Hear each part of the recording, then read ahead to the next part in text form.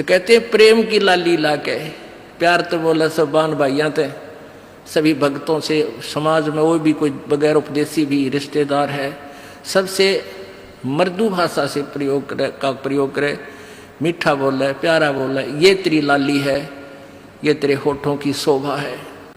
फिर कहते हैं जाप अजप्पा जप के अपना दहेज बना लिए। ओह, ये भक्ति की कमाई जो श्वास उश्वास से ये अजप्पा जाप कहलाता है। कहते इसका जाप करके तू अपना ये दहेज बना, यानी धन जोड़ ले जो आगे लेकर जाना है, दहेज जो अपने पति के घर लेके जाना है। पहले कुरीति थी कि जो लड़की घना धन लेकर आती थी दहेज का, उसका आदर पूरा परिवार करता था। ऐसे हमारे हम भ्रमित थे, अज्ञानता थी। तो उसी दृष्टिकोण से ये कहा गया है कि जैसे अच्छा ज्यादा दहेज लाने वाली बहु पुत्र वधू अपने ससुराल में आदर सत्कार पाती है, ऐसे ही तू डट के भजन कर, घना दहेज बना ले सत्य अजप्पा जाप का। अजप्पा जाप जप के अपना दहेज बना लिए, अनहद बाजा बाजन लागे फिर खुशी बना लिए। ओह, जैसे लड़की का पता लग गया कि आज ब्याह है, लड़की की का आज विवाह है। अब कई बच्चे बकाया करें, न्यों कहेंगे ए तेरी बारात आ गई, और फिर न्यों कहे कोई ना आई क्यों राजी हो रही है, यानी उसने खिजाया करते हैं। तो फिर वो लड़की सोच लेती है बांधन दे ले, भौंके जाएंगे। तो कहते हैं जब वो बाजा बाजन लाग जा, तब सोच लिए बात लवा लाग ली कि आगी बरात। तो कहते हैं आप भक्ति जब करोगे तो आपको ऑटोमेटिकली आपके ये ऊपर के, यहाँ से ऊपर के हिस्से में बहुत सी आवाजें, कई प्रकार की आवाजें आने लग जाएंगी। इसमें जो हमें आवाज सुनती हैं ये प्राथमिक भक्ति की लक्षण है, अंतिम नहीं है। हाँ, ये भी सुननी चाहिए, सुनेंगी, आपको अवश्य सुनेंगी, ना चाहते हुए भी सुनेंगी। और कभी सुनना चाहो तो कभी 2, 4, 10 मिनट, कभी कभी डेली नहीं, कभी ऐसे कान बंद करके एकांत स्थान पर सुन लेना, आपको सारा साजबाज अंदर बाजता दिखेगा, जिसकी भक्ति इस लक्षण हो गए। कुछ एक को वैसे भी सुनती है जिनके पूर्व जन्म की भक्तियां होती हैं, और फिर धीरे धीरे उनकी बंद हो जाती हैं, आगे कुछ नहीं सुनती, चाहे वो किसी का नाम जाप ले रखा है। तो वो तो ऐसा सुनना, ये देखना तो ऐसा है जैसे आपने बैंक में कमाई करी की और बैंक में पैसे जमा करा दिए, और उस बैंक की कॉपी ने कभी देखना चाहो तो खोल के देख लो। और ये दूसरे जो पंथ बतावे हैं, ये साधना इनकी नाम गलत हैं, और कहते हैं ध्यान लगाओ, मेडिटेशन करो, कान बंद करके, आंख बंद करके, अंदर आवाज सुनो, शब्द सुनो, ये कोई फायदा नहीं। अब जैसे धंधा करता नहीं, और बैंक में जब पूर्व जन्म की पहले की जो डिपॉजिट है 20-30 हजार, उसने रोज देखे जाने, कहा 20,000 है, और 20,000 में काम तो ना चले, फिर वो निकलवाने भी उसी में तो पड़ेंगे, वो एक दिन जीरो हो जाएंगे। वो तो जैसे आपको ये आभास होंगे किसी भी वस्तु का, जैसे हम हमारी आंखों, आपकी जो भक्ति करते हैं उनकी आंखों के सामने बहुत सी चीजें ऐसे चलती दिखाई देंगी। कभी तो ऐसा आभास होगा जैसे कोई मक्खी आ गई, कोई मच्छर जा रहा है, या कोई ऐसी कोई लाइन सी दिखाई देती है। तो ये आपकी भक्ति की कमाई है, प्रतिफल आपको दिख रहा है। और कई एकादा क्या करे हमारे भक्त, एक बहन भगत भाई आया ने बोला जी मैंने तो आंख दिखा ली, मेरी तो आंखों में डिफेक्ट हो गया। वहाँ क्या हो गया कि आगे बिरानी काला काला दिखे जा, नो देखूं जब भी दिखा, मन तक कई बार डर भी लग जाता है। और डॉक्टर का इसका ऑपरेशन करेंगे, रमा भले आदमी क्यों आंख पड़वावे, ये तेरी भक्ति की कमाई दिखाई दे रही है, तेरी जो बैंक में जमा कराए हैं वो कॉपी में दिखे तेरे को, ये तो भगवान आत्मा ने दिखेंगे बेटा, जिनकी कमाई शुरुआत हो चुकी है। जेता अंजन आंजी ये चश्मों में दिखंत न बोला सचमुच में, कहा सचमुच, फिर खुश हो गया रहा तेरा गजब भैया। तो ये जो सामने दिखाई देते घबराना नहीं, बहुत से भ्रमित हो जाते हैं, क्योंकि बार बार ये दास नहीं बता पाता आपको। तो प्रत्येक सत्संग में आओगे तो कभी ना कभी हर पहलू पर विचार विमर्श दिया जाता है। तो घबराना नहीं है, ये आपकी आंखों के सामने कोई वस्तु दिखाई देगी, वो आप ही बताओगे, दास बताओगा तो तुम झूठ भी बोल दोगे। तो वो आपकी जितनी कमाई है वो अपने आप बढ़ती जा रही है, उसका लेवल बता रहा है। तो ऐसे अंदर आवाजें आएंगी, कई प्रकार की आएंगी, और उनमें से एक न्यारी आवाज आएगी, एक मुरली की आवाज आएगी। और वो मुरली, वो आवाज जो है, जो इसमें पिंड में जो आएगी, वो यहीं तक की है, ये महास्वर्ग तक की है। और जो वास्तविक धुन, वास्तविक जो आवाज है, वो इस अंड और पिंड से पार है, वो सतलोक में है। वो वहां जाकर आपको वो बात बाहर सुनाई देगी। यानी इस शरीर से एक जब आत्मा भक्ति से परिपूर्ण हो जाती है तो इस शरीर से बाहर भी हो जाती है।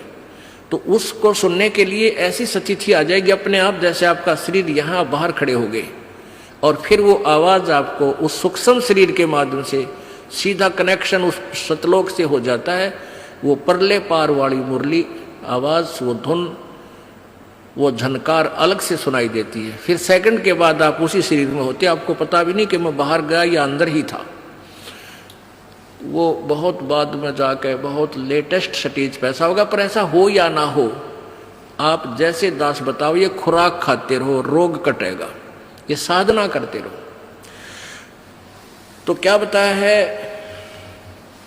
जाप अजप्पा जप के अपना दहेज बना लिए, और ये अनहद बाजा बाजन लागे, फिर खुशी मना लिए। फिर मान लिए खान तेरी भक्ति चल पड़ी, निकट लागली बात आगे लेने, यानी बरात आगी। आवे बिरहा कबीर लेने, खुश होकर चालिए, और प्रेम की बारिश होने लागे, फिर मलमल नहा लिए। जैसे आपने कल सुना था, बिना प्रेम पावे नहीं चे करोड़ समाधि ला। होय होय। जैसे सूरज के आगे बदरा, ऐसे कर्म छयारे, प्रेम की पवन करे चित मंजन, झलके तेज नयारे। प्रेम की पवन, परमात्मा के प्रति इतना प्यार उमड़ उमड़ का आपके हृदय में रह रह के, जरा सी बात मालिक की चले, आंखें भरे आऊं आपकी, कुछ दिन में ऐसी स्थिति आ जाएगी। तो ये प्रेम की पवन चलेगी। जैसे सूरज के आगे बादल होते हैं तो सूर्य का प्रकाश निष्क्रिय हो जाता है, और जब हवा तेज चलती है, बादलों को इधर उधर फेंक देती है, तो सूर्य का प्रकाश जो का तो सामने चमक रहा होता है। ऐसे परमात्मा और अपने बीच में, आत्मा के बीच में पाप कर्मों का गरावा यानी बादल छाया हुआ है। इस प्रेम की, यानी सब भक्ति जो क्रिया आपकी होंगी, दान करता आदमी को इतनी खुशी होती है उस दिन, कोई ठिकाना नहीं। और 10 रुपये चोरी कर ले, आत्मा खुश नहीं हो सकती, चाहे 20 लाख चोरी कर ले। और 10 रुपये, 20 रुपये, 1000 रुपये, 2000 रुपये आप दान करने की चेष्टा करते हो, पहले उमंग भर लेती है, और दान करे पाछो तो न्यारी खुशी होती है। तो ये तो क्या बताते हैं, ऐसे जो सब क्रियाएं आपसे कराई जा रही हैं, इनका उद्देश्य है कि आप में इतनी विनम्रता, इतना प्योर हार्टेड हो जाओ आप कि मालिक के प्रति जरा सी भी चर्चा चले, आँखों में पानी आने लग जा, गदगद हो जा। कहते हैं प्रेम की पवन करे चित मंजन, फिर झलके तेज नयारे। तो यहाँ क्या बताया कि प्रेम की बारिश होने लगे, फिर मलमल नहा लिए। यानी ये लक्षण बता रहे हैं, एक भक्त में रह रहकर ऐसे लक्षण आ जाएंगे। एक बुढ़ा आवे मेरे पास, नाम ले रखा उन्होंने साल भर से। वो कहता है जी मैं नाम जपन लागू, मैं रोने लग जाऊं, मेरा रोना बंद कर दिया। राम तो रोना शुरू करवावा तो बंद करवाना आवे, ये तेरे भाग जाग रे भले आदमी। नो कहना शर्म आवे, लोग नो कहीं अच्छा आदमी नाम लेने लगे तो माई लोग की सुनेगा, तुम्हारी सुनेगा, नो बता। तो इसे वो पुण्यकर्मी प्राणी है, बुढ़ा आदमी 65 साल का होगा, भगवान का नाम मिल गया, पिछले संस्कार से ही होता सारा कुछ। और ईब का नाम लेने लग गया, मैं तो रोने लग जाऊँ। अरे तेरा जी भी भगवान ये सब ने जैसा रोना हमारे भगता ने, आँखें में पानी आवे, मालिक की चर्चा हो, ना द्वेष हो, ना राग उठे, ना कोई चोरी करने जी करे, ना कोई जारी करने जी करे, ना बुराई मन में आवे, ये ऐसा जो धुन लग जा। फिर कहते हैं सार शब्द का सुरमा गा लिए, जब पति न भावे। सार शब्द यानी जो असली मंत्र आपको दिया जाएगा वो सुरमे जैसा होगा, वो एक न्यारी आपकी जो है ना पहचान बनेगी, उस पर न्यारी जो है ना अलग से आपकी एक और सुंदरता बनेगी, यानी परमात्मा को आप और उस मंत्र सहित और अच्छे लगोगे जिनके पास ये तीनों मंत्र होंगे। कहने का भाव ये, आदिन्नी की मांग बरा ले तो चलिए नाड़ झुका के, विनम्रता अभिमान खत्म हो, विनम्रता आवे और सबके साथ प्यार से बोले, आकड़ नहीं पाड़े, ये लक्षण हो जाने चाहिए आपके अंदर। आदिन्नी की मांग बरा ले, ये जो मांग आप सिंदूर डालते हैं ये आदिन्नी तेरी मांग है, और चलिए नाड़ झुका के, यानी नम्रता से रहना, नाड़ झुका के चलना, नम्रता से पेश आना। और संत समागम बरात तेरी तन ले जावेगा ब्याह के। अब ये सत्संग रूपी बरात है, आत्मा को यहीं से श्रृंगारा जाता है, यहीं से इसको तैयार किया जाता है, ज्ञान सुनाया जाता है। तो ये परमात्मा सत्संग में आने वाली आत्मा ही परमात्मा के पास जाएगी, यानी ये बरात वाले ही, बरात ही समझो उस मालिक की है। संत समागम बरात तेरी तन ले जावेगा ब्याह के, सुरत नृत है डोली तेरी। सुरत और नृत ये आत्मा इनके साथ चलेगी, और बैठ सुन शिखर में जाकर, यानी सतलोक में जाकर बैठ जा। और मकर तार का खेल कांगना अलल ध्यान दचा के।